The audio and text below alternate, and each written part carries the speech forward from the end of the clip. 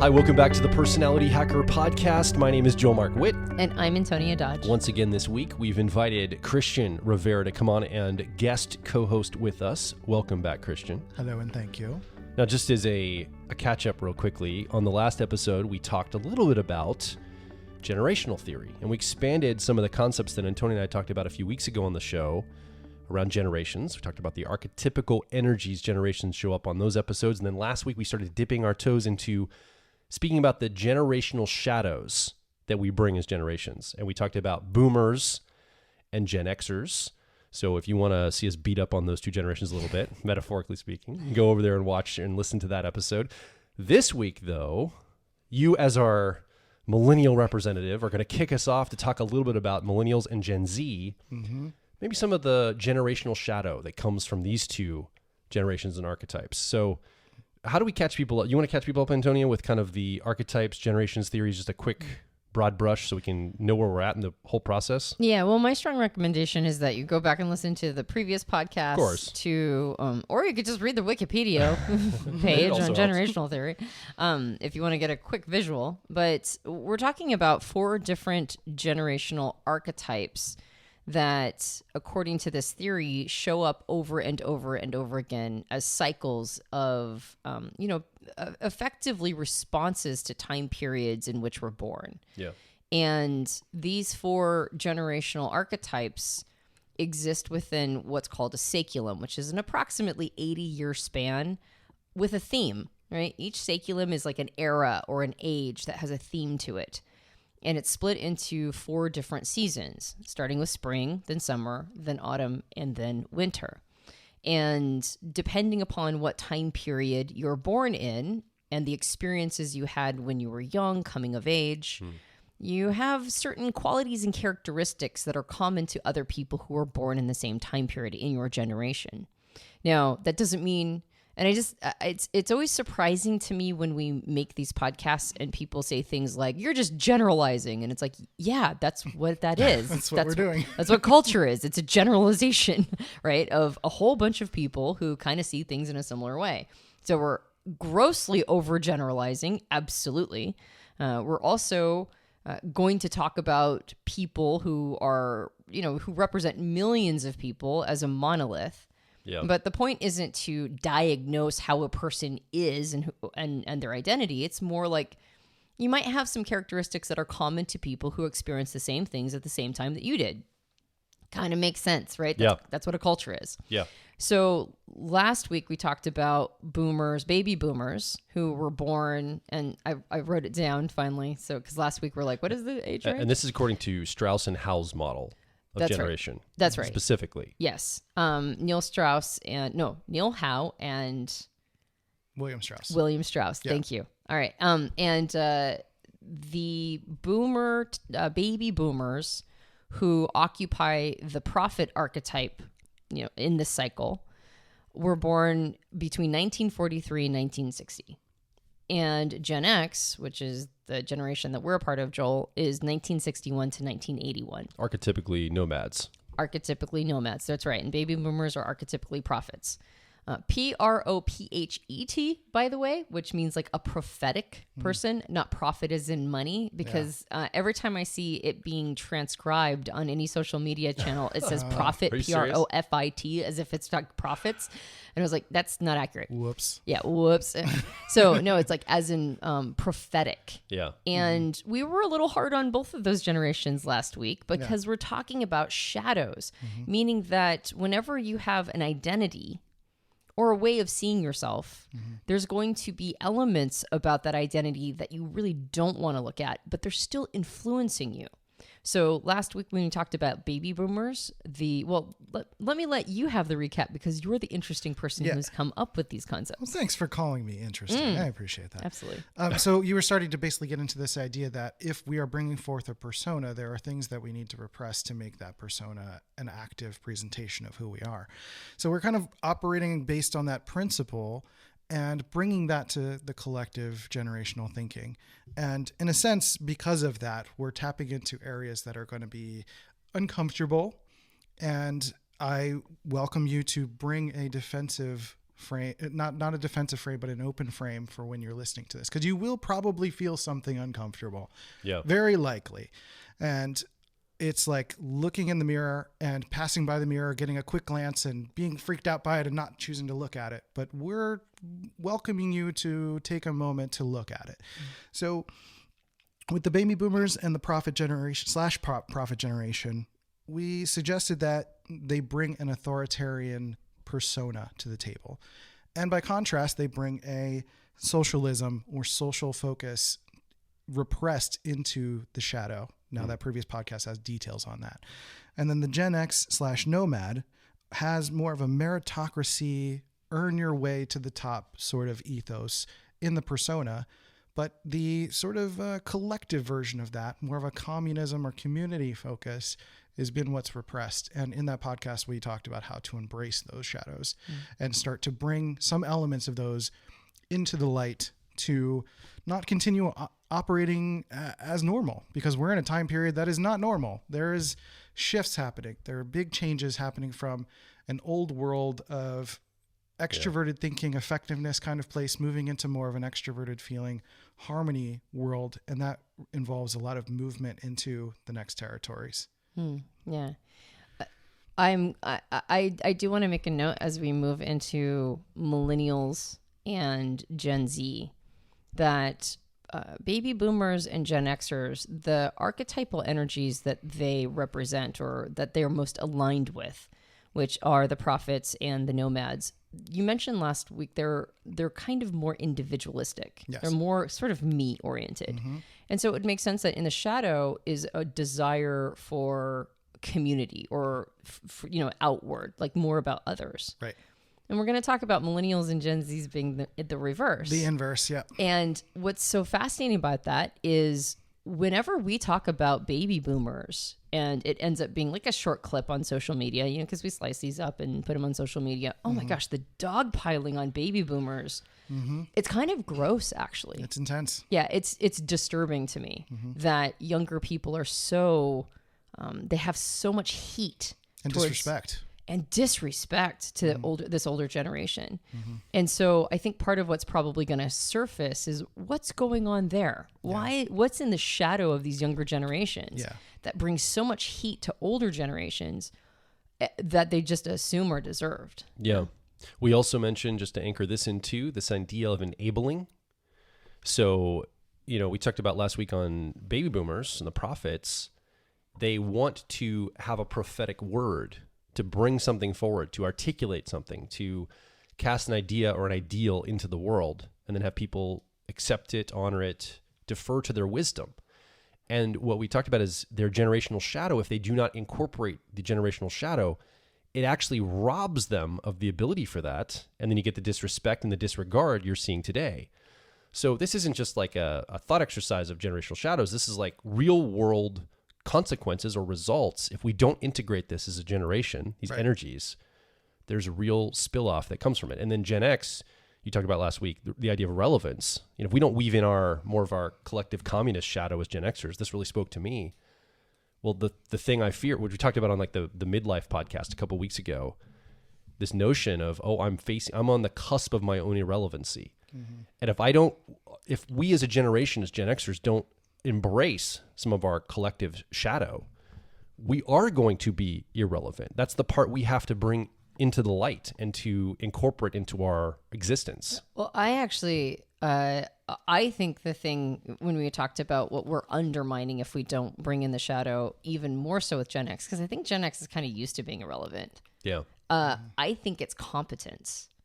We talked about how Xers they're very prone to grumbling about how incompetent everybody is around them. And I think what we even more undermine is that because we see this and we're cynical and we kind of keep to ourselves and we go, well, that's everybody else is being stupid.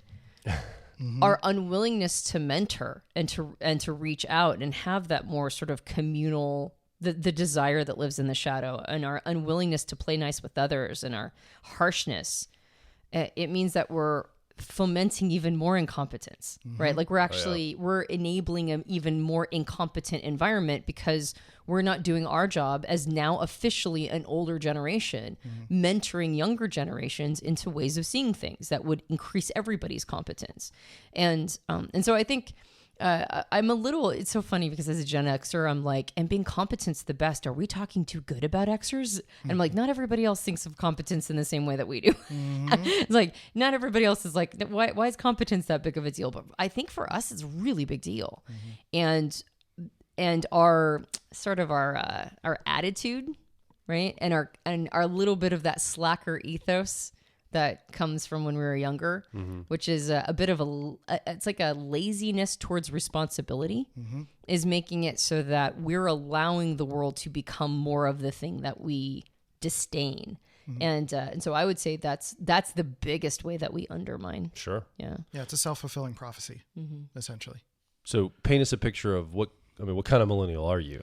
Seriously, here, Christian. I'm joking. Millennials get a lot of crap, man. So many articles, how many industries they've destroyed, how much crap comes at you as your generation. Well, like, that's you're the other problems. and that's the other interesting part is that the shadow, what we repress, other people can see. It's the part of myself that I can't see, but others see it. So it comes out in this judgment about the generations, the slacker, and this idea that to myself, I'm competent, I'm capable. But as a millennial, we get the same, we get the kind of entitled sort of frame. We get all of the negative judgments of the vision casting that our parents, typically baby boomers, have done for us, and we're trying to carry out some of those wishes, not doing it so well because the systems are different and it's not working in our favor. But we have this desire to fulfill almost the shadow of the baby boomer generation, which means that as a millennial, we put forth a more social focus or socialism. And that typically means tamping ourselves down, making ourselves less than, and often being non-committal, often bringing this frame of we're all equal, or everyone deserves a little piece of the pie, and we have to make sure that everyone's taken care of, and no single person can stand out. If anything, having a single person stand out is dangerous. And I talked about the impetus for this entire idea was me personally experiencing a couple of people in my personal life that came in and they asserted their entitlement and their authority and their vision and what they wanted. And it made me feel like these people are dangerous. They're trying to manipulate everyone. They're trying to forge everyone into their specific direction. But that's kind of the underbelly of millennials. We want everything to go the way that we want, but we're not owning it. And I believe that because of this, you can already notice a pattern that I think boomers and millennials are very much shadows of each other. And there's a lot of triggering that happens there. We blame boomers a lot for our circumstance, right? We were trying to go the visionary path of what boomers were casting for us, go to college, get a good job, do the things that you're supposed to do. But almost at every turn, it was a situation in which it didn't pan out. Yeah. We were very good at following the orders, but the orders didn't lead us anywhere. So can you clarify something for me here? Because I get it. I get your parents' generation. Yep. Boomers have a prophetic word and they say this, and we talked about last episode on boomers almost want you to come into the system that they know to be able to do the work. Yeah. And they say to millennial children, come into this system, operate this system. You're going to have all the great results. And millennials went, great, awesome. So they went to school, they got good grades, they went to college, they studied hard, they did whatever they needed to do to enter this world that boomers said was in front of them. And then what I hear from a lot of millennials in their 20s and 30s is they get there and they go, wait, this isn't the world I was promised. This is radically different system than you suggested it was. Us Xers are like, yeah, no, duh. You can never trust the system, we say to ourselves. Right. Yeah. And so we look at millennials and go, yeah, welcome to the real world. Right. And we're like, that'll teach them, right? Millennials will, a year or two of that, they'll get their heads on straight and they're going to realize that you can't trust the system. It's not the same world that our parents grew up in the 1960s and 70s. So game over. They're just going to mature. They're going to realize that, and then life's going to go on in a great way. And yet I'm looking around from my perspective as a Gen Xer, looking at millennials going, they're not getting the memo. They keep doubling down on a system that's broken and not working. And they complain about it because they know it's not working. And yet they keep doing the same, what's that definition of insanity? Keep doing the same thing, expecting different results. And I would classify as bitching about it.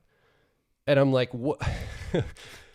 Gen Xers, I guess we bitched about it too, but we We also got to bitch work and about- started hacking it together and making what we wanted. So we bitch about it and abandon it. yeah. So explain to me what's going on there. Why is the realization like, oh, the system isn't working, I'm going to keep doubling down on something that's broken? What is the ethos of just keep banging your head against the wall? Do you have a sense of that? It feels dangerous to trust our own inner authority. It feels dangerous to trust our choice to say this isn't working, so we need to go do something else on an individual level. Whereas there might be a lot of complaining and trying to champion a new way and a new system, but it's still kind of an outsourcing of championing somebody else doing it. So if somebody tells your generation there's systemic problems, now you're going to listen. You're going to be more interested. Yeah. Because you're focused on systemic things anyway. Generally speaking, yeah. So in a general way, somebody says, oh, there's these systemic challenges, which there are literal systemic challenges. That's why I don't trust the system because of the systemic challenges. We're towards the end of a saculum. Yeah. It's a transition. A lot of things are not the way that they used to be. And so it's really interesting to think about this parallel between the millennial path and the boomer path, where the boomer was born in spring and then in summer they get to reap all the benefits. We're born in an abundance time period of harvest in the fall, but then we go into winter and no one really knows winter is coming necessarily. Yeah. Like there's no preparation for that. So we become young adults and suddenly we're like, where is everything? Like we were promised a bunch of stuff. So there is there's this underbelly of entitlement or of authority of like, I deserve what's coming because it worked out when I was a kid. I got everything I wanted when I was really little, but now I move on to the next stage of my life and now I have to work for everything. Like it's kind of a weird miscommunication, I should say. It's a misexpectation. And it's a challenge. I know it's difficult to understand from a Gen X perspective because there's a consistency in a way, but there's an inconsistency with the millennial narrative that is making it hard to adjust with the programming that we received. Do you feel betrayed, deceived, or do you feel punished? Well, I mean, in general, what do you think most millennials are experiencing? I think there's a deception. They feel tricked. Yeah, they feel tricked. And I think misled. with the deception, I mean, the word victim, one of the definitions is deception. And I think a lot of millennials lean into the victim narrative. Like, I didn't get what I was promised, so I deserve, to get what I wanted anyway without having to do the same kind of work. Now, it's tricky to talk about this because it's got to be very triggering to my fellow millennial brethren. I'm not saying millennials don't work hard, because we work very hard, but we work in very specific ways that rely on external systems. We work very much on existing platforms and apps and interconnecting things really well. It's not the same kind of Gen X cobble things together to make it work, but it's more like band community together to try to make things happen because we all have a little bit of something that can make something work. When really, if we were able to tap into more of the inner authority and being able to go take opportunity to speak what we personally want into the world, almost own a part of the visionary aspect, then we could really start to make a bigger change, if that makes sense. Yeah. Yeah. So there's a couple different things coming up for me. The first one, and maybe tag this for just a moment, but the first one is I'd like to talk about how their archetypal energy as a hero generation fits into all of this. Yeah. But before that, the thing that's coming up for me, and this is why I like generational theory, even though I mean, I'm always surprised by how much pushback it gets because it's like, it's just a model. It's okay. Nobody's telling you you're anything. All right. Yeah. Calm down. Yeah. But it's in some ways a real opportunity for healing because like I mentioned, I get disturbed at how much pushback there is against the baby boom generation, in part because I was taught when I was young to respect my elders, and so that's like probably more of like an artist or a silent generation Gen X relationship, I suspect. Yeah. But part of this is that baby boomers like spoke things out, believing that the world would always be the way that it was in their coming of age and in their young adulthood. And that's just called humaning. Like we always assume that our experience is going to continue. We don't know that we're necessarily part of some larger cycle that is unpredictable or is predictable, but you have to be able to see the pattern first. And so the quote unquote promises that were made, like you mentioned, were made at a different time period. Right. And so they didn't work out for a generation that was born in a completely different context because now the system had changed. The initial conditions were different. And so the emergent of the system is going to be very different. So I think boomers set up their children with really good intention. Like they wanted good things for their children and they assumed good things would continue on. And so the betrayal, the feeling of deception is certainly not intentional, but it wasn't even done in ignorance and like ignoring information and doing it anyway. It was more made in like complete naivety, right? It was just, that was their experience. So why would they think life would be any different than what they had personally experienced? Right. Yeah. And so it's like, I noticed in the 90s in particular, as my generation was starting to go through elementary school and middle school, there was a doubling down as the system itself was starting to be less vital. Unraveling. It was starting to, they were like pushing kids through. It was like no child left behind, right? Yeah. That idea of go faster, faster, faster. Now, a lot of millennials are reporting a lot of relationship to ADHD and a lot of attention deficit and learning challenges because there's a lot of relationship to academia within our generation as well. And strictly trying to listen for orders. We're so used to, again, listening for direction from our parents. And then that transferred to academia and it's trying to transfer to the workplace. But as Gen X is starting to get older and they're taking over in the workplace, they're not giving specific orders like we talked about. They're saying, we want this done and basically assuming go figure it out. But millennials are like, what do you mean? What do I have to do? Tell me what to do. Right. Yeah. It feels like millennials, again, from my perspective, how I'm looking at it, are a very performative generation. It's almost like I don't really want to. I mean, this is how I perceive it. I'm sure that there's more nuance here, and I may not have it all right.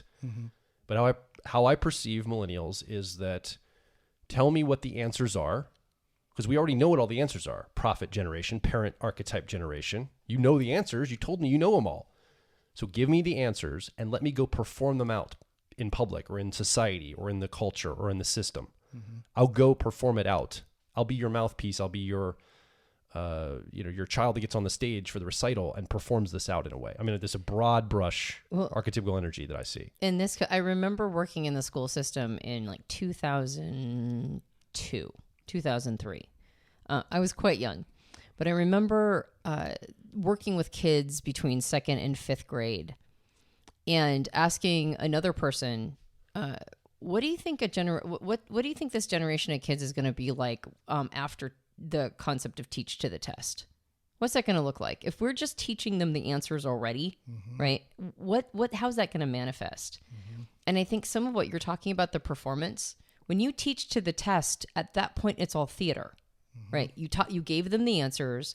They went and did the test, which is a performance. They did that in order to get funding, right? It was all theater in order to make the system work the way that they need to make it work in order for them to continue to quote unquote learn, right? And so I think what you're talking about is from a very young age being imbued with this idea of theater, right? We perform out taking the test. We already know all the answers because we got taught to the test. Right. Yeah. So that's is that kind of what you're talking about? And the trope, I don't know if this is true. This is the trope. This is the funny thing that everybody says is everybody got a trophy for participating. The idea of that speaks to what I'm saying. Whether or not everybody on a sports team, no matter what they did, got a real trophy or not is beside the point. You're claiming you did. So yeah, we did. It's performative again. It's go out and perform the role, do the performance process. It doesn't matter the result, doesn't matter your competency. I mean, again, I'm overgeneralizing from my perspective. Right. It's okay because the whole point is just to go through the motions and perform it out collectively with your peers. And it's like fulfilling or playing out an act that I didn't write. I didn't write this play. I didn't cast this vision for myself. I'm following it. And you would ask yourself, as you have, like, why would you do that? Well, it doesn't make sense to do that. Why would you just not have sovereignty? Why would you not just like be an individual and navigate life? But the reason we take on persona is because there is something deemed unsafe that we put into the shadow. Yeah. And there's something we bring forward in order, like when we're kids, we're the most vulnerable. ever. Like, we're totally hyper dependent on whoever's around us. And so we have to perform the way that we're expected to perform. Yeah. And in the millennial sense, it was fitting into the group. Everyone gets a trophy, get good grades. You're going to go to college. You're going to get a job. You're going to do this, and just keep on going down the line. And the modern version of it is some sort of social action or some sort of social involvement, whether that's, fighting for more of the left side feminine minorities or the right side masculine young men who are being underserved. It doesn't matter which political side. It's just more of like kind of a social focus. Yeah. And by consequence, a denial of inner authority. So then the shadow, in the previous episode, we talked about how both baby boomers and Gen Xers are more individualistic and their shadow is more social, right? Socialism or communism, effectively. Yep. And with millennials, it's like you mentioned, it's a yin yang. It's more the persona is social.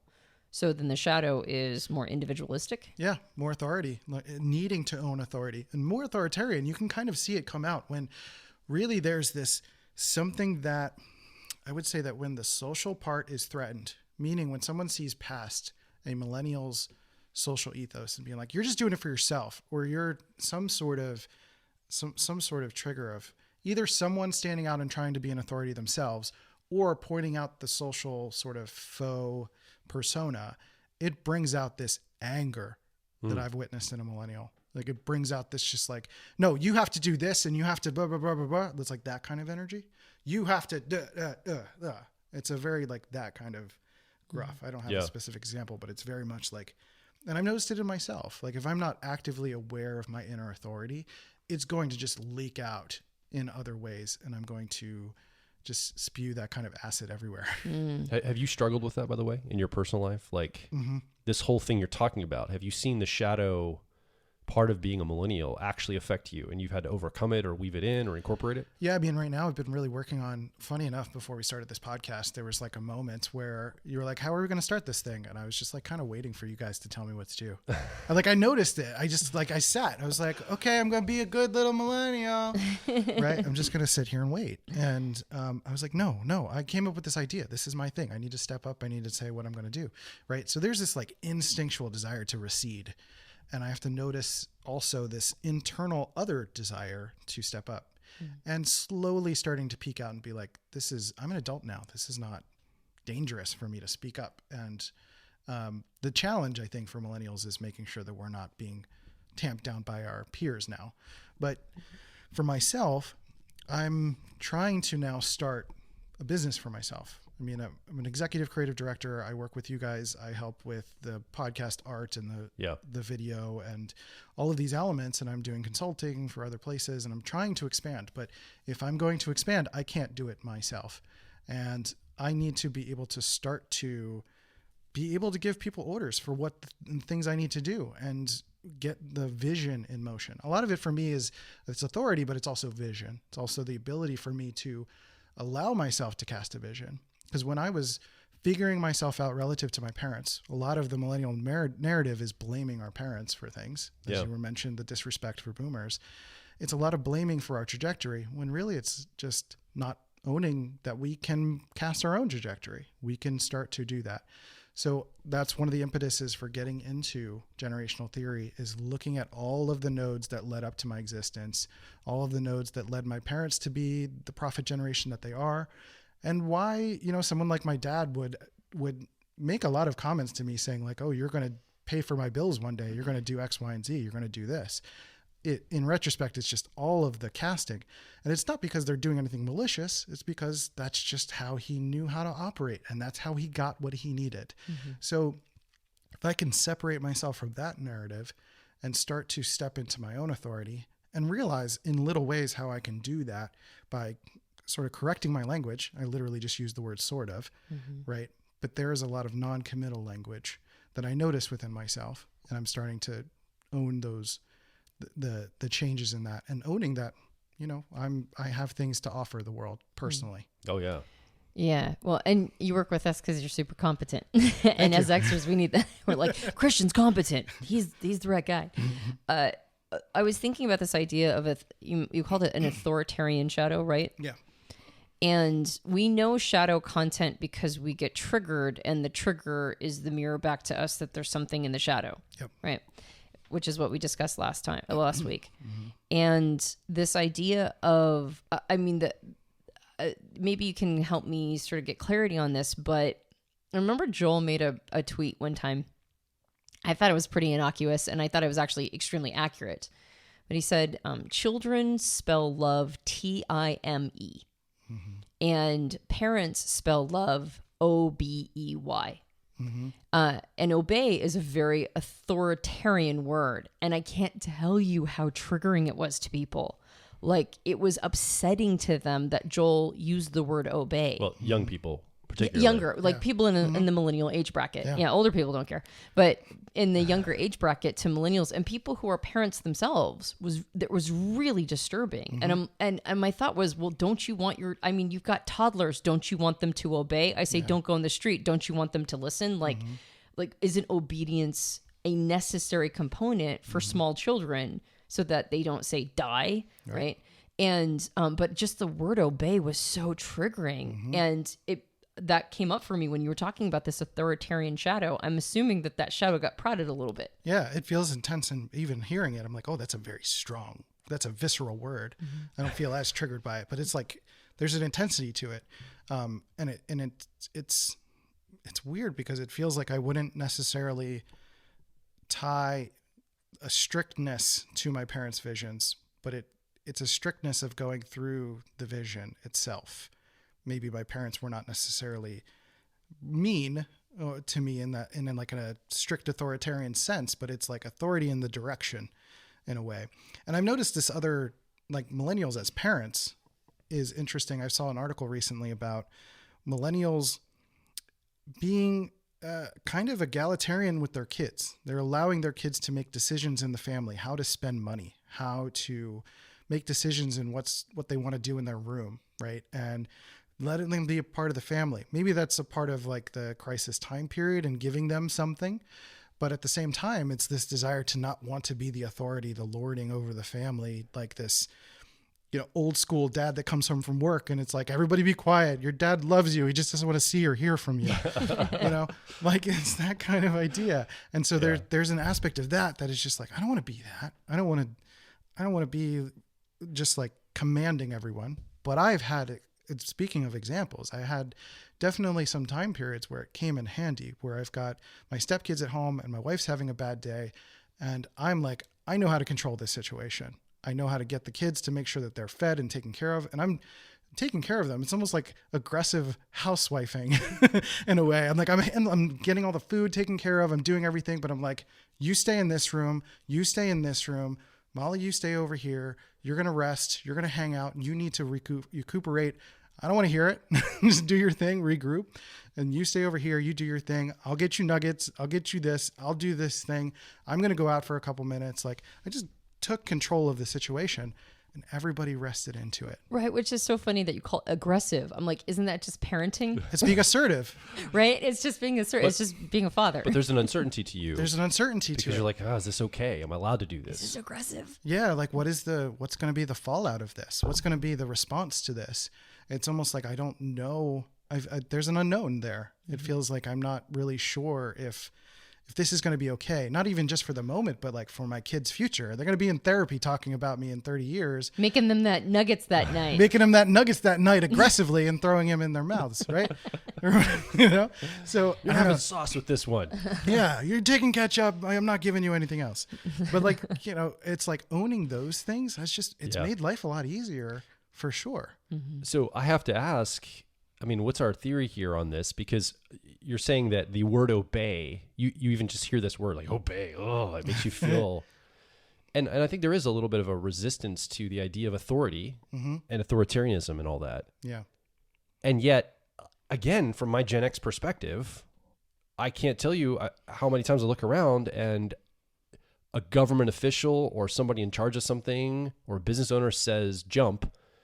And it looks like all the millennials go, how high? Let's do it. We'll jump even before you ask us. Yeah. We'll wear whatever garment you tell us to wear. We'll go wherever you tell us to go. We'll put any flag in our profile that you tell us to put. Like, we're going to get on board. You tell us what to do and we will obey implicitly. Right. And because of that repression of authority, there's almost a desire to find an authority. Yeah. It's like, I want someone to replace my father figure or my mother figure. It's like, I want a Stacey Abrams to step up or a Jordan Peterson to step up. It's like, regardless of the political identity, it's like, sure, you want to find some person to tell me how to live my life. So and that's what's interesting about this time period. And it's a little, sometimes, speaking to the authoritarian shadow, it feels a little scary. This idea that there's so many people who are in the millennial ecosystem willing to submit themselves to what's the word? Sacrifice in order to enable one person's vision that they fully believe in. Yeah. Versus taking their own sovereignty to say like, oh no, wait, there's nuances here. We need to make personal decisions. Okay. So I don't know where you're going next here, but I just want to add in the idea of enabling and things that come up from the shadow not being incorporated.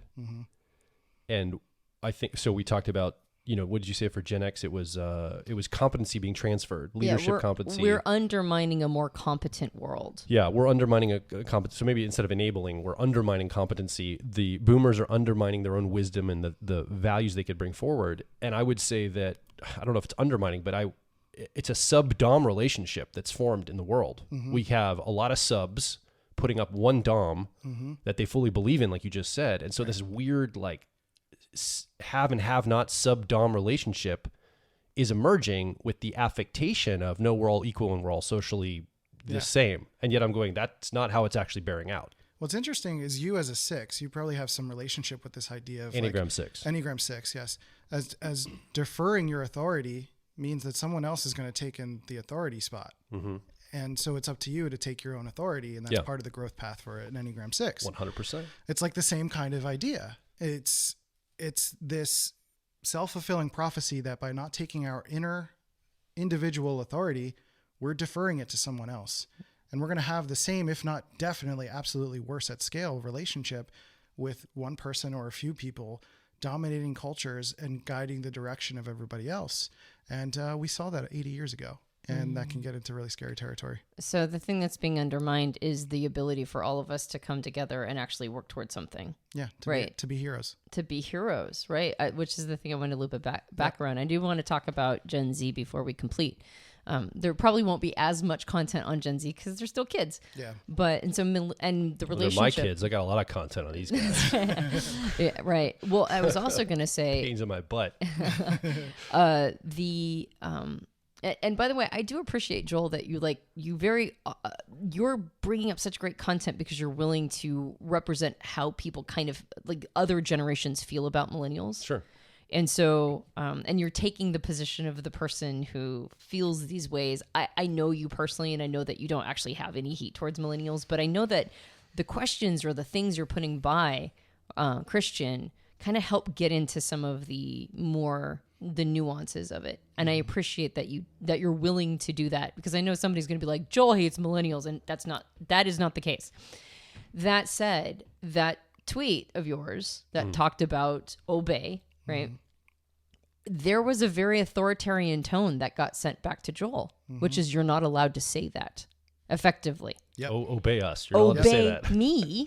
Yep. In knowing that you're not allowed, like we've talked about this, who gave you the authority to just say something that the collective doesn't like? Right. And so it's like a smuggle of authority, right? But it's did you pass this by everybody else? Is everybody else on board with it? Is everybody else okay? It's a moment of authority in defense of the social. Yeah. Yeah. And I think what is being undermined with that is that, well, first of all, the social will never completely get on board. You have to have leadership in order for any group of people to move forward with anything. There has to be leadership, which is why there's always a looking for that leadership. But I also think that what gets undermined is self-authority, because there's a hyper-vigilance against anybody else showing self-authority. So there's that need to own, to bring the shadow authority piece into awareness, to own your own authority. What if you get to say whatever you want to? Right. What if that's also reality? Yeah. And I had a moment where I was like, yeah, what if I can't say whatever I want? yeah, Antonia, I can say things. Wow. Right. No, but it's like, it is like the word that I had down for millennials was commitment, because there's a lot of non-committal language, and it's a commitment to your voice and what you want to do and what you want to bring out. Unpack that. Non-committal language. Non-committal language, sort of, kind of, maybe, I guess. Just like, I don't know. Like, what do you think? Like The that word kind like, it's like this, like, a lot of like language. Yeah. Maybe. Okay. I mean, I attributed it originally to a lot of California-based programming growing up that we adopted the word like as a culture. But I think there's some of that aspect of non-committalness in the language. And I see it in the zeitgeist generally. Even non-millennials are using some sort of kind of maybe language at times, but they use it a lot more. Yeah, I do. I noticed myself doing weasel words, and I've tried to conscientiously remove them, but they're still in there. They're still in there. And so to speak to like the hero aspect, it's interesting. You think of like, the Power Rangers or the Avengers. It's like, it's always a group. I've been watching a lot of wrestling lately. There are more factions than ever, just groups of wrestlers together, but there's still individual strengths. And you can't, the most successful teams are ones that have individual strengths that show up and are able to, come to the forefront and do things together and actually have an impact on the world. And I think that's part of the self-fulfilling undermining as well, is actually having an impact on the world. So then there's an opportunity, bringing this personal authority component from the shadow, from millennials, just like boomers. They need to be willing to bring their wisdom to meet them halfway mimetically, find a way to interface with other people's perspectives, visions, paradigms, to bring their wisdom to their grandchildren and their children, right? They need to be the bodhisattva that comes down the mountain and shares their wisdom. Gen Xers need to be mentors. They need to help foster the world that they want to see, as opposed to just grumbling and complaining that everybody else is incompetent. They need to see areas that need amelioration and be willing to be the mentors that help other people understand how to do things with a little bit more refinement. And not just hard systems that are constructed, but people systems. Right. Like helping people become competent. Right. And those systems to work. Infusing I think one thing that Xers could do, I'm going back to last week, just as a note, is imbuing an idea of excellence in other people. Because one of the things that I think Xers do well is they figure out how to do something like a little, like really well, right? Like they complete it, they clean as they go, they do all these little touches of excellence, pushing themselves. And I think we could really imbue this idea of excellence into other people. Don't just skip steps, don't just half-ass it, do it well. Yeah. And that's what competence is it's doing everything well. What do millennials need to do? What's their big takeaway and insight? It's being able to cut through the noise of all of the automatic chatter that is happening within your friends and family and what is happening around you. Typically ideological narratives. What are you just making yourself small around, and how can you find your individual path through it? And there's a bravery there. It's like sometimes you might lose people. Sometimes you might lose connections. Sometimes people won't trust you anymore. But you spend 100% of your life with yourself. And that's an important relationship to foster. If you've spent most of your life ignoring that relationship, like that's a lot of wasted time. We will be right back. If you're focused on personal growth, I think you'll resonate with our core content over at personalityhacker.com. We want to see you understand how your mind is wired so you can generate motivation, improve social skills, find career opportunities, and master excellent decision making. But a quick warning, we are advice and action focused in all of our articles, podcasts, and videos. This means that we attract people who like to be challenged to become excellent, to take action, to put in the work to optimize themselves, not simply just gather more information. If you are committed to personal growth and ready to radically find your inner truth, then come over and be a part of our growing community of like minds at Personality Hacker. Now back to the show. So we have a lot of millennials in our ecosystem and audience. I think we pretty much we have like one person on our team that's a Gen X like us. Everybody else is millennial, I think, which is great. I mean, I don't hate millennials at all. I love millennials. They're great. I work with them. I don't hate millennials. I don't hate millennials. Some of my best friends are millennials. Yeah. I don't know. Yeah, I guess I'm speaking to what you said a little earlier. I don't know why I went off that tangent. Side note, over there, back to the main thing. We have a lot of millennials in our audience, and they come to our workshops, our mentorships, our programs, our events, and they'll come into the microphone or they'll come up and talk to us. And we'll work with them one-on-one or in a group. And I can't tell you how many millennials, especially in the last year or two, since lockdown started and the pandemic and all of that, say, do I have to change the world? Am I allowed to just be a mom, or can I just be a school teacher, or can I just work this job in my town and just affect the people close to me? And it seems like there's something there too for millennials. There's a wisdom in maybe what has to happen. I'm positing this. I don't know. What has to happen is the idealism that I'm going to be the hero that will save the world has to be let go of. And then when I let go of that as a millennial, I can step into the hero that will save my world, the world that I actually can affect and have influence around. But that requires me to step into my own authority, which will possibly remove my ability to have that idealism in front of me anymore, because maybe my social group at large will punish me for it. They won't allow me to assert individual authority. So I'll have to play a smaller game to be able to bring that authority forward. And so that's the trade-off. To be able to step into my authority, I have to bring it smaller. I can't have the big pie in the sky vision anymore for myself and all the credit I'm going to get when I fix it all out here. And yet I'm going to actually have some change. I'm going to actually make an effect in the people around me and the systems that I actually operate in. Right. Well, because it won't be a performance. Yeah. Right. It'll be real. Authentic. It'll be authentic and real, which I think I feel the world right now is just starving for authenticity. The real thing, not just somebody being authentic. And I think we have started defining that as being vulnerable and willing to talk about your problems. That is a brand of authenticity, but another brand of authenticity is something that's actually happening in real life. And so as opposed to adulting, it's being an adult. Yeah. It's not performing it out today, right? And then at the end of the day, like covering your head with covers. It's, no, this is the real deal. Yeah. And there's no Calvary coming again. I am the one who's going to be at the leading my life. And that's honest and authentic. It's up to me. I got to do it. Yeah. How old are you? I'm 37.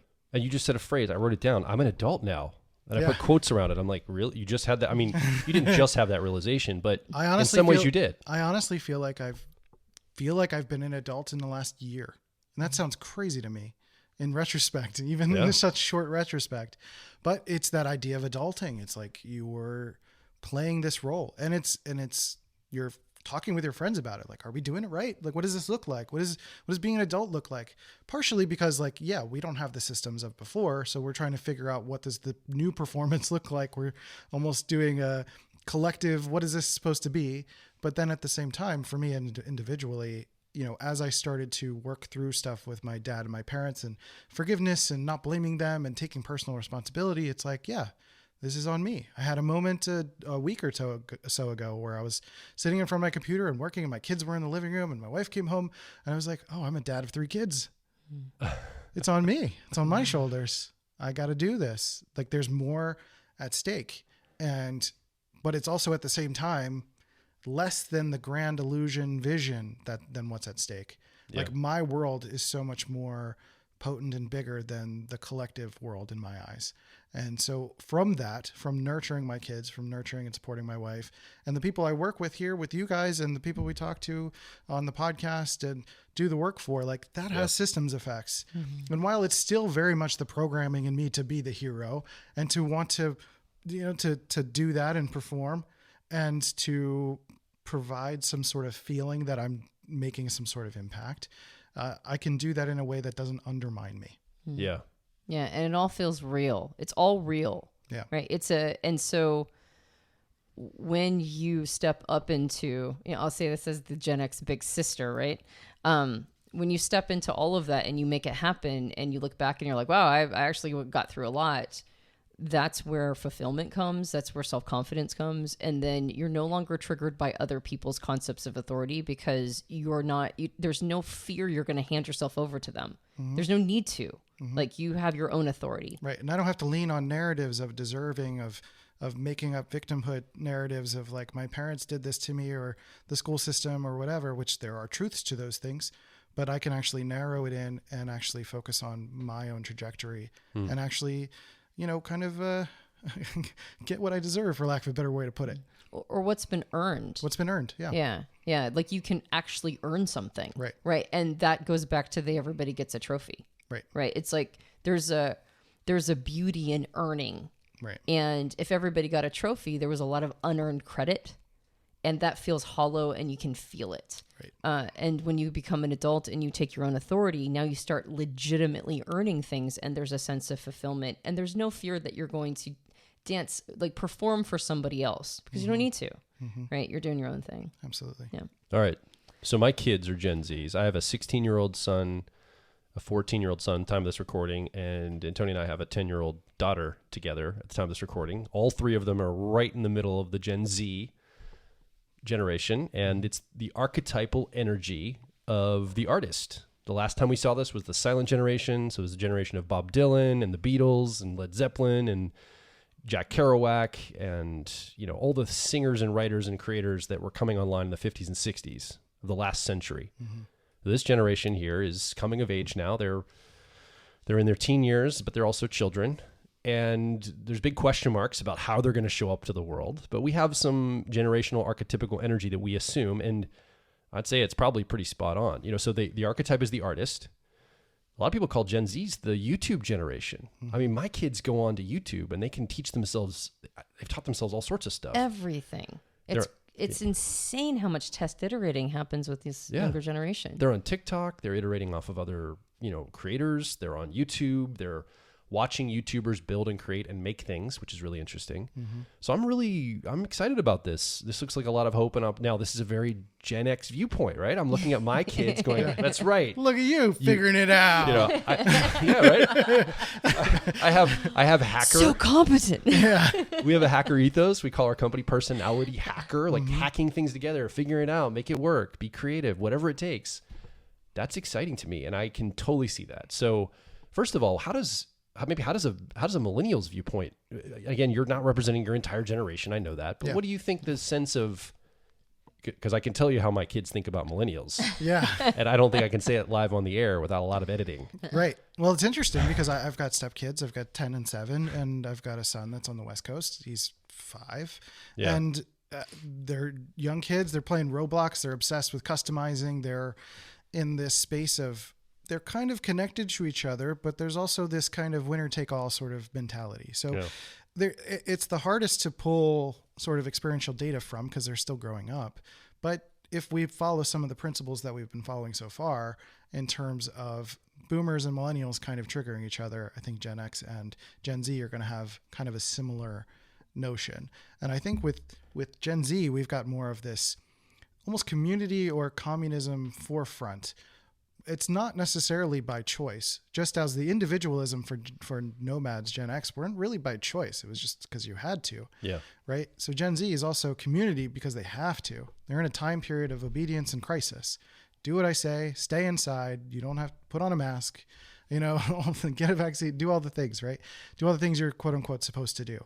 Follow this ideology. And you had this joke on the last podcast of or one of the previous podcasts of holding up a sign, you're a 7-year-old and, perpetuating your parents' ideology, right? The kids don't know, but they're doing it and they're performing it to an extreme for their own sense of safety and being taken care of and getting their needs met, right? So every generation doesn't really know what they're missing out on until they conquer or not conquer, but they come across other generations that are experiencing different things and that awaken something. Like in the silent generation, they watched World War II happen. They did not fully participate, but they were mostly watching the war occur.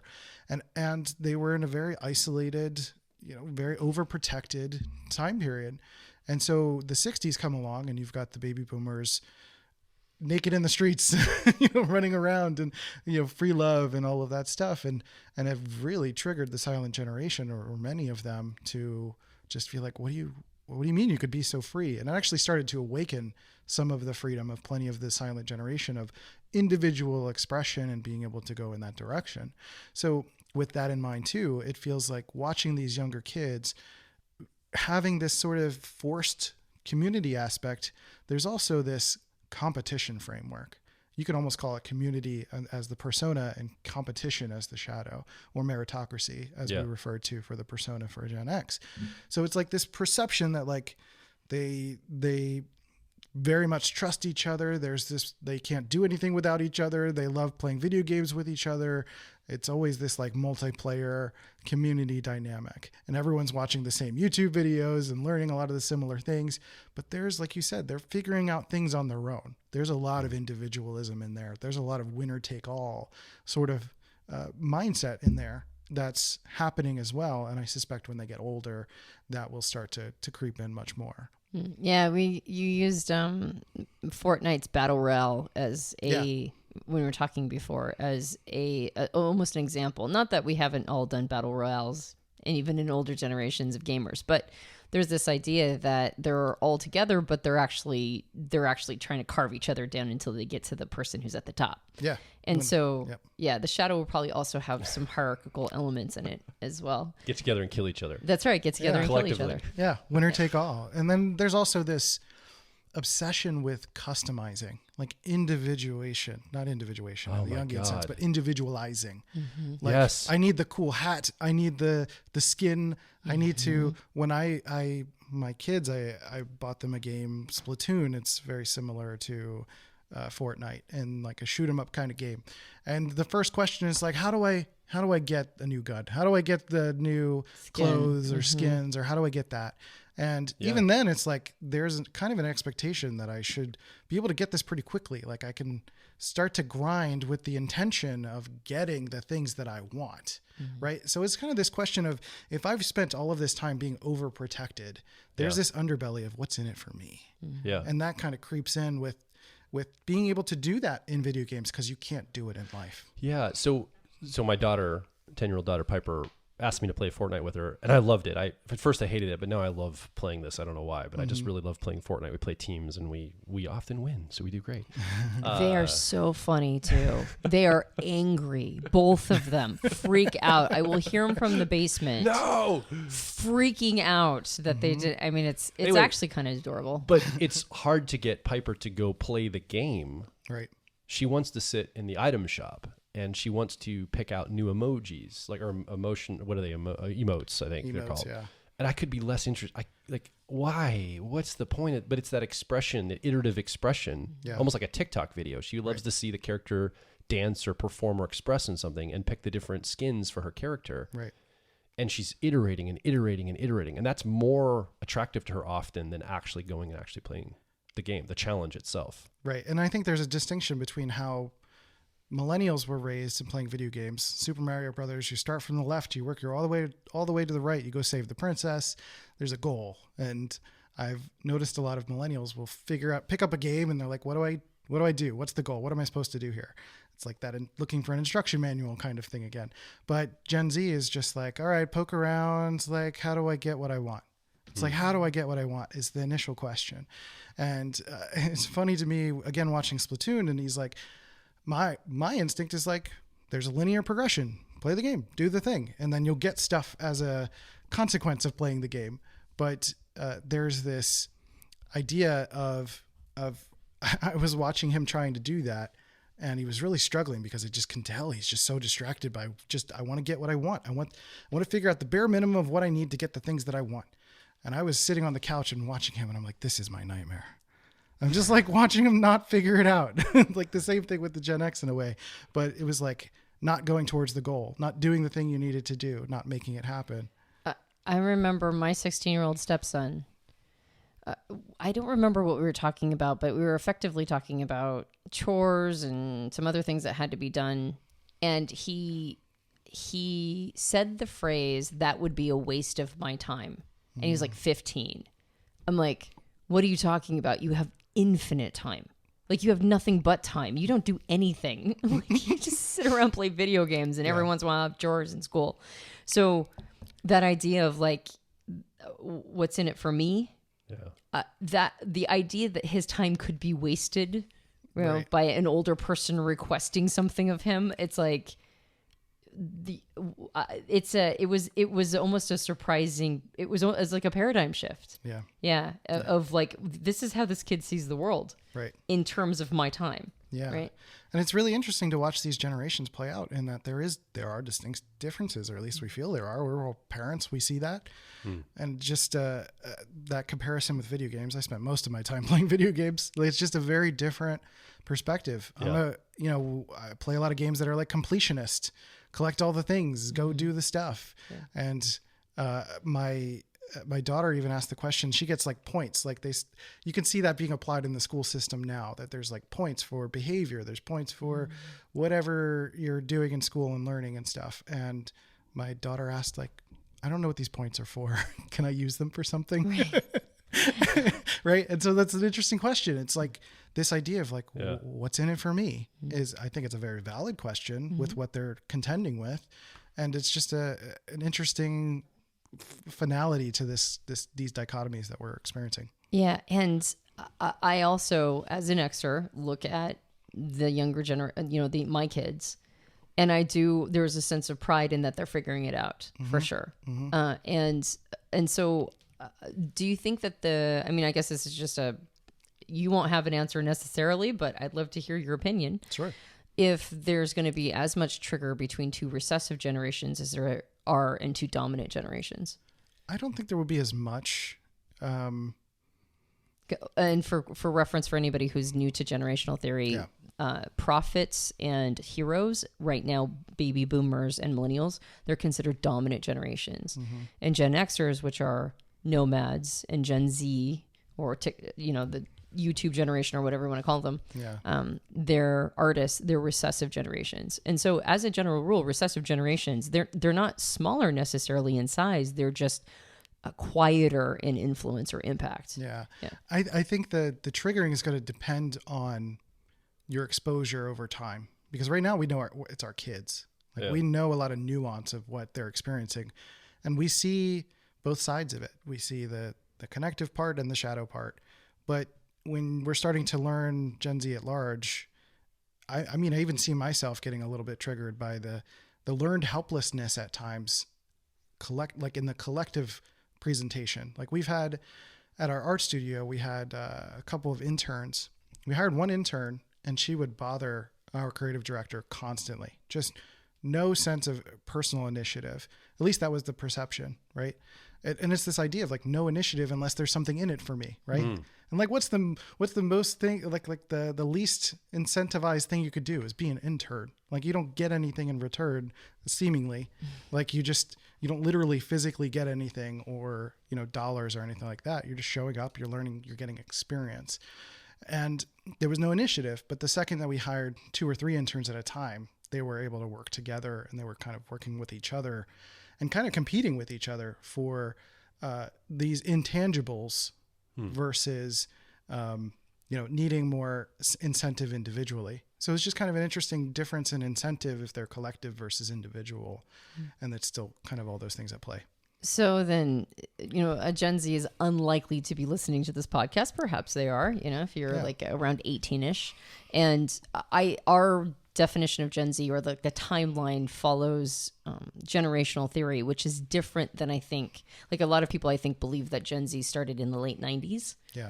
97, so they'd be in their early 20s at this point. Well, there's that article about the first congressperson that was elected as a Gen Z, 25. And I think 25 is still officially millennial. It's still young millennial. Yeah, it's a young millennial, according to generational theory. And so Gen Zs are, I think, at the top about 18 now. Yeah. And so Gen Z, there might be a Gen Z out there listening, who knows? But what would be just like we had pieces of advice for each of these generations, might be pieces of advice perhaps for the parents of Gen Zs, or maybe older Gen Zs. Like how could they contend with their shadow and, maybe not undermine themselves? Maybe you need a little more clarity around the shadow too, as well, because I was going to posit, I've noticed that unlike most generations, Gen Zs do not feel rebellious toward Gen X parents energetically. They feel more rebellious, or like pushing back energetically against their millennial older siblings, archetypically. And so it's a really interesting expression of kind of a resistance. I mean, I've noticed that with my children, at least my 2 sons, are caustic and hostile toward your generation. Right. I mean, like, I'm like, guys, whoa. Like, these are people too. I mean, that's like, I mean, they're really upset. They feel really bullied and told what to do. And they're really pushing back at feeling like they're being controlled and pushed down. Yeah. I don't know if that's just specific to them But or if that's a generational thing that they, like their peers also feel. I was going to say, does that sound like them or does that sound like you? Yeah. Right. And then it's kind of like, what are they picking up from their parents? Because there's such an overprotected collective generation. They're getting their ideological thinking from their parents. Like that's who they can trust. And that's what makes them feel safe. So that's the community persona, is like, I'm a part of this ideological community, but like, I don't really know what a Democrat is. I don't know what a Republican is, but my mom is, and she says this, and they're not saying that consciously, but they're just performing it because that's what's going to continue to get their needs met. You got called out.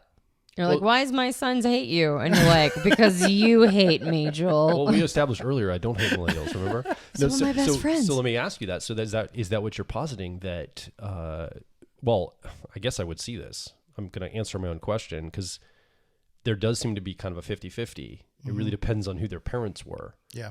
Some Gen Zs, I guess, are very bought into kind of what your millennial eco, but they probably have older millennial parents, just a little younger than me, because I'm a very young Xer. And so what I hear you saying is Gen Z is picking up the affectation of the parental energy around them. Right.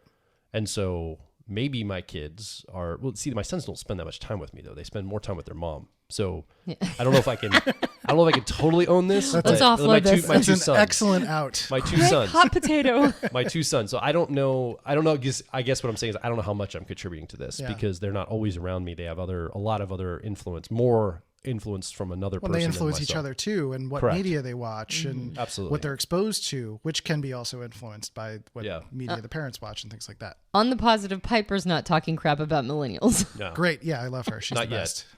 Maybe I'll train her well. Yeah, we're best friends. So I'm working on it too. Yeah. Okay. So the again, just remind me the shadow of Gen Z, because I guess maybe I've missed the memo on what we pin that down to be. If I could, I feel like the phrasing "what's in it for me" is really what's in the shadow. Ultimately, it's like I'm submitting fully.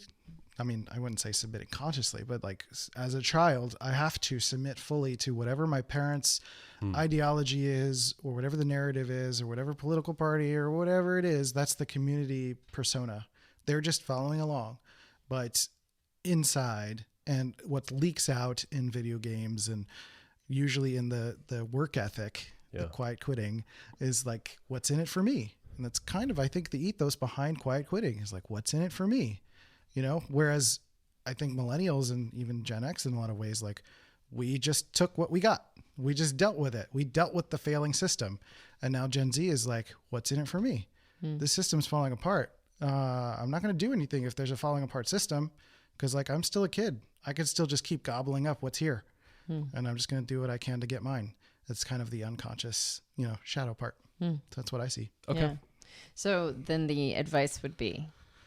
Yeah. What are we suggesting here? I mean, they're young though. Yeah, it's hard. Well, this is, but maybe like advice I said, for us as parents. That's right. The advice might be for us as parents, and to recognize how children in a crisis instinctively, like the entire zeitgeist is pushing them towards obedience. Yeah.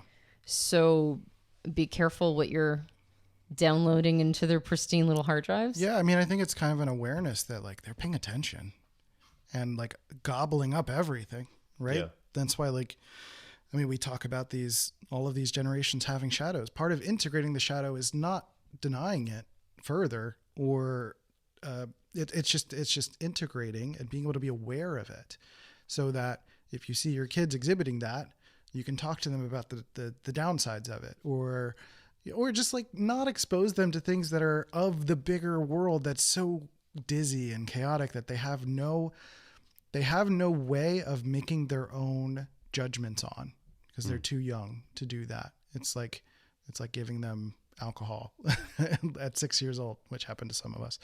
But it's like, I think we're getting closer and closer to feeling like social media and news media and all of these things are just like toxic for the brain in terms of its dizziness and the amount of it and the lack of focus it brings, the dizziness that it can bring. And like, for a young brain, we already have these, as parents, we have these judgments about screen time in terms of these things that they're figuring out themselves or watching YouTube videos and stuff like that. But we're ignoring that for ourselves. Like, we're constantly rampantly absorbing all of these things from news and the media and stuff. And then that transfers into how we parent, and they pick that up. And then that identity forms in them because they're hyper focused on you. So it's like, now is the time more than ever to I won't say be the best parent because that's so subjective, but it's like, if you're on an individuation path and you owning your mistakes and being honest and, bringing principles and things that are healthy as best as you can to the table, then they will bring that with them. And then when it's time for them to grow and figure out what is in it for me and actually embrace that, then they'll be willing and able to do that more freely. So I might be coming from a Gen X viewpoint again in saying this, but the lesson I'm taking from this conversation, if I was going to say, Joel, how could you be better at this? Like, what can you do to grow and learn from this conversation and maybe in a personal way to me, but also in a meta way to maybe somebody listening right now? Mm-hmm. The message I think I'm taking away is, well, if I want my kids, Gen Z, to eventually someday be able to incorporate their shadow, be able to see some of the shadow parts of their archetypical energy that's swirling in their generation, they're going to need to see me do that for myself and my own generational shadow. And they're going to need to see all of us step up. So maybe the learning is, as parents, that if we're doing the work to identify and incorporate some of the shadow material that comes up for us from our generation, our kids are going to see that and go, that's what that energy did around me. That's what my mom did or my dad did. And I think that's really benefited them in their life. So it's modeling I guess that's the message I'm taking away from my own personal life. Modeling, owning your stuff, owning that you're wrong sometimes, owning that you can change your mind. It's still having authority. It's not relinquishing your authority as a parent, but you don't have to lord over them either necessarily. And finding, there's balance in all areas, and it's tricky to do that. It's a lot to ask of a parent in a busy, crazy, chaotic world. But for the sake of these kids who are asking the question, what's in it for me? And is going to eventually continue to ask the question, what's in it for me? It's asking ourselves, what's in it for them? Why are they suffering through this? Why are they dealing with our turmoil and our chaos? And how can we work through to get them out of it? Yeah. So I thought this was a really interesting conversation. And I think I feel like it took this idea of the system and really, not just, I don't understand why generational theory gets so much pushback. It's almost like, it's like the one system that people are vaguely familiar with. And so they're familiar enough with it to give it tons of pushback. But it's doing or I feel like these conversations are using the model for what it's supposed to be used for, which is an access point to our psychology, both as individuals and as collectives. And so I really appreciate you sharing some of your insights and the thoughts you've had around this idea of generational shadows and how we might, as groups of people who went through certain experiences all together, learned certain lessons, took certain ideas of how the world works, make assumptive statements, right? That there are things that we also picked up that we might not be as aware of. And if we can create some awareness around it and integrate those elements, right, that need, like for us, me specifically, there's a mentorship opportunity here. And I'm denying my desire to do so, right? I'm denying my desire to make an impact on the world in that way. But if I integrate it, well, now I have that capacity. Right. So I really appreciate you sharing some of the thoughts that have come up for you and the insight around this concept of shadows in generations, because I have taken multiple things away that I'm going to, specific things I'm going to implement. I appreciate that. Thank you. I've thought a lot about this. It's been important to me in my personal journey. It's also kind of taking on some of the hero ethos of like, well, I've thought of stuff. I need to kind of share it with people and like, hopefully it helps people and all of that. But like, at least it was entertaining and something to think about, right? Like I approach this and a generational theory, like you said, it's like, there's a lot of objection to it, but I think the approach to it is to look at it as a prompt for self-inquiry, like self-discovery, experimentation almost. And just the only thing I'm asking is to notice, right? That's why we talked about defensive triggers versus open triggers. When something happens, do you get into a defensive trigger? When does that happen? When do you get into a place where you're like, oh, I'm kind of uncomfortable, but I don't feel threatened. So is there possible movement here? And I think figuring out where those capacities are, I think we can all, continue to make better lives for ourselves as a result. This has been a fantastic episode. Same one with last week. I loved having you on the show because I'm taking away personal growth messages for myself from this conversation. And I just appreciate you being here, Christian, because it definitely speaks to me. Like I have notes. I have things I'm going to go change about my life and I'm going to reflect on. Mm-hmm. And so I want to talk to you listening right now. Where are you at in this process? 2 things I want to focus you on. What awarenesses are coming up? Have you been able to identify some of the shadow material for your generation, the archetypical energies of your generation, maybe some of the positive things that you want, the desires, the idealisms you have in your generation? But have you noticed some of those shadows show up? Maybe stuff you don't really want to see. Oh, it's hard to see, but you're starting to be aware of them, and maybe even ones we didn't cover on this show. You say, hey guys, great what you talked about, but I've also noticed this additional one that's been showing up. Love to have you come over and make your voice heard. Let us know some of the awarenesses that are coming up for you over at personalityhacker.com directly below this episode. Second thing, what actions are you going to take from this conversation? You're the 4th person in this convo. You haven't had a microphone, but I'd love to hear you come over to the website below the show. Just list out some of the actions. True learning equals behavior change. So what are the behaviors? What are the things you're going to start to work on? I mean, for me, I think I'm going to definitely model the look at shadow for my kids. But this idea of mentorship, this idea of transferring competency to the next generation through teaching, through modeling, through mentoring, not just in like an abstract way, but in a real way to show this is how you have competency in this area, taking true leadership. That's my action step. I'm going to step into that. I'm going to make a list of things I can do with our team immediately because I work with millennials, with my kids, like a bunch of people in my life. Oh, wow. There's opportunity for me as a Gen X person to step more into leadership and guidance and mentorship. Where could that be? So we want to hear from you. Again, come over and make those action steps known, some of the awarenesses known at personalityhacker.com. Yeah, and if you enjoyed this podcast, you can subscribe to us on iTunes and various Android platforms. If you leave us a rating and review on iTunes, it helps us out a lot. We also are on YouTube. This is a video podcast. You might be watching it. It will be produced by our lovely Christian, who is also, it's got to be very meta for you. Yeah. You're going to be editing this after you've been on it. Listening to myself is my crazy. favorite thing to do. Awesome. And if that is the case, then you can subscribe, hit the little bell to let you know when our next episode is up. As the kids say, smash that subscribe button. Smash it. We have a book. It's called Personality Hacker. You can get it at all major book retailers. And if you leave us a rating review on Amazon or on Goodreads, that also helps us out a lot. Yeah. Thanks to Christian Rivera as our guest co-host. We'll have to have you back. Yeah. My absolute honor and pleasure. Yeah. My name is Joel Mark Witt. My name is Christian Rivera. And I'm Antonia Dodge. And we'll talk with you on the next Personality Hacker podcast.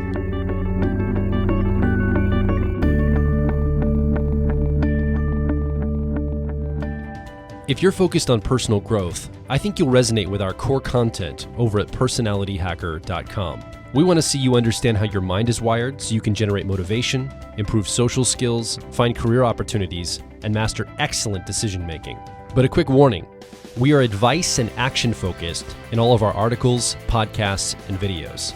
This means that we attract people who like to be challenged to become excellent, to take action, to put in the work to optimize themselves, not simply just gather more information.